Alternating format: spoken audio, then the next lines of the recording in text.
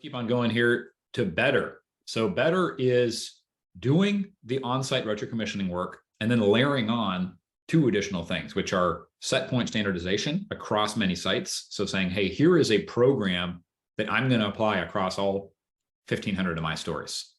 The exact same suction pressure, the exact same float algorithm, the exact same defrost schedule, et cetera. So that very, very clear approach that is uniform across all stores.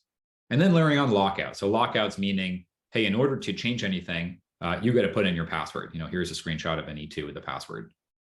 And so what that prevents, or that is meant to prevent technicians from coming in and changing things and reverting back to old methodologies or deviating from those programmatic set points that are standardized across stores. There's some big pros and cons to that, of course.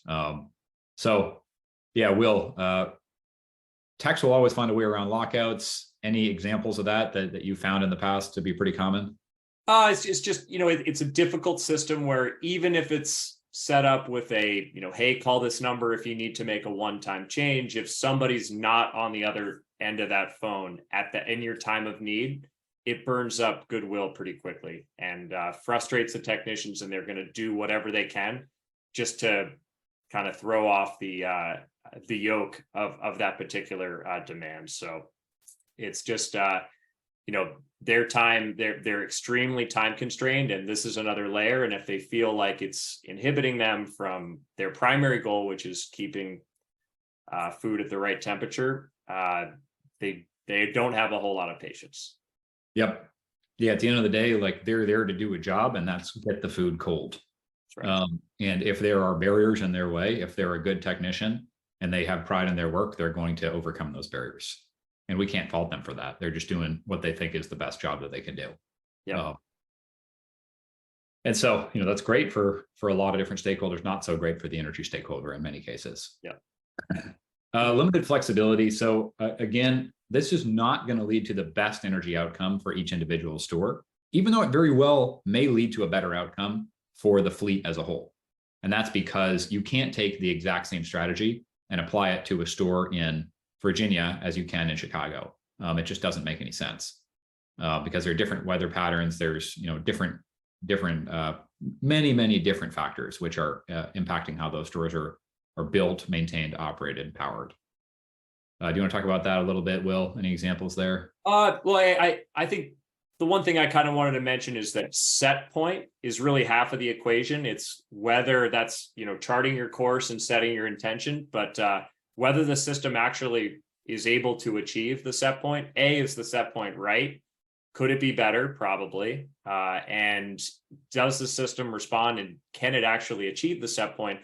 There's this whole, built environment aspect of physical work that's being done by tons of equipment. And sometimes it's just not responding to the set points that you've put in place. And, so you can say, hey, the autopilot says we're going here, but there's this whole other realm of what's actually going on in the store that doesn't represent the platonic ideal of the set point.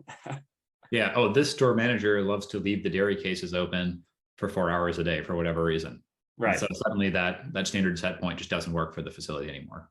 That, or, hey, it's targeting a 70-degree minimum, but there's a holdback valve and it's cranked, and it's, it can run the fans like crazy, but it's never going to get below 90. Yep. So there's some real advantages here, but also some pretty major pitfalls. So let's move on to, I guess one last question here. Will, you had mentioned to me that Dalkia is able to get a lot of these benefits while still avoiding some of the pitfalls of, using a call center. So you're avoiding the lockouts, but then you're having this call center. Can you talk a little bit more about how Dalkia is doing that today? So that's ventriloquizing a little bit for one of our partners who is already in a position to provide remote monitoring services. So that's actually a situation where this actually has been more successful than it could have been, where they have a 24/7 remote monitoring service, and they're layering on top of that, hey, there's a phone number you can call anytime you want. You can explain your specific problem, and you'll be given a window of time during which a set point exception will be granted. Cool. So yeah, and And that there's our helps. word for the day. Ventriloquizing. Yeah. So in the end, that helps to not alienate the contractors on site, because they're getting a rapid response, but it doesn't solve for the set point versus performance question.